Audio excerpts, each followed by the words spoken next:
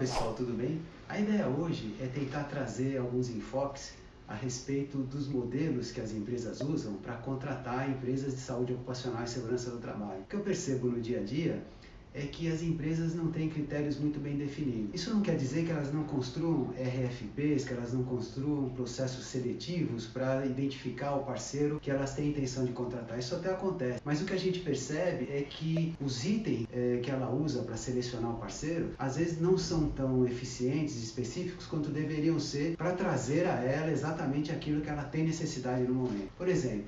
quando a gente vai participar de um processo seletivo qualquer, a gente percebe que uma das preocupações da empresa é com relação ao valor total anual que vai ser cobrado pela prestação de serviço. Isso é uma preocupação bastante relevante, é lógico, você tem que ter esse parâmetro para poder eleger o seu parceiro, mas quando a gente passa a oferecer uma visão um pouco mais adequada de como esses custos são formados, o que a gente percebe é que a empresa tenta se afastar dessa discussão e tende a deixar isso para que a empresa prestadora que está prestes a ser contratada apenas apresente o valor pelo qual ela vai cobrar a prestação de serviço, sem necessariamente justificar da melhor maneira possível como esse custo pode ser explorado e trazer uma racionalidade melhor. O que eu quero dizer com isso, traduzindo de uma maneira mais prática? Quando a gente vai falar a respeito de valor de exame clínico em todo o território nacional, vocês sabem que há uma variação muito grande entre um valor de preço de exame clínico ocupacional praticado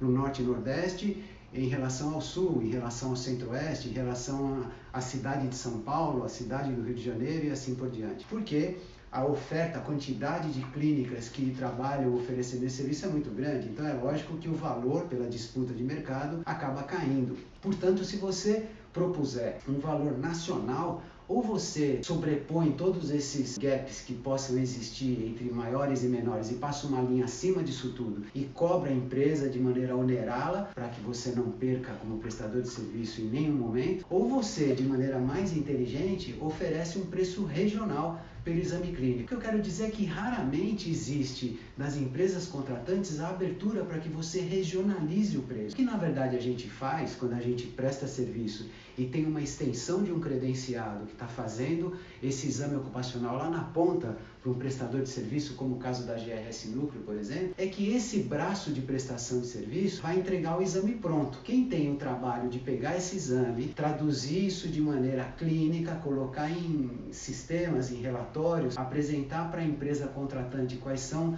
os exames que estão fora do padrão e assim despertar a empresa para fazer o controle da massa de colaboradores que tenham alterações, por exemplo, isso é um trabalho do prestador de serviço. Portanto, o que seria mais justo? Seria mais justo você cobrar o custo que está sendo pago naquela região, por exemplo, no Nordeste, qual é o valor que está sendo praticado lá, acrescenta a taxa de administração em cima e cobra da empresa contratante pelo serviço a que eu me referi agora mesmo, de fazer todo o critério de selecionar o exame, colocar o exame em sistema, fazer com que ele seja lá na frente parte de relatórios que vão apresentar como lidar com essas variações que possam haver para que você controle a saúde da força de trabalho de maneira adequada. Esse talvez seja um critério muito mais justo, muito mais racional de apresentar uma prestação de serviço. Mas raramente é dada essa oportunidade do prestador lidar com essa variável que seria tão importante. Outro tipo de preocupação que as empresas devem ter é com relação a essa mesma rede que está sendo apresentada. A depender dos lugares onde a empresa está situada, se ela é capilarizada, distribuída, o prestador regional, que é o seu braço,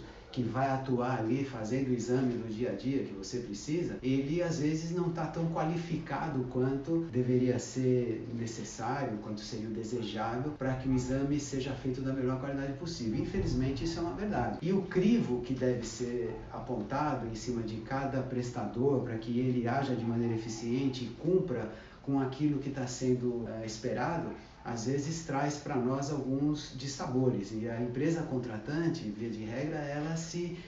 desliga desse tipo de relação com o prestador local. Às vezes ela exige que você trabalhe exatamente com este ou aquele, e você passa a ter então opções que não são muito desejáveis para compor a sua rede, a sua extensão, seu braço de trabalho, para fazer todos esses atendimentos. Eu acho importante trazer isso para a discussão, porque parece que a empresa contratante às vezes se desvencilha desse problema como se ele não existisse, e na verdade ele vai acabar voltando para sua mesa em algum momento, seja porque o prestador local não cumpriu com aquilo que era esperado, em razão do despreparo, ou então em razão do fato desse valor não ter sido acordado da maneira que se deveria, para que havia necessidade de cobrir determinado custo e assim por diante. Acho que é um dos fatores importantes a serem discutidos, entre outros que a gente vai comentar aqui também.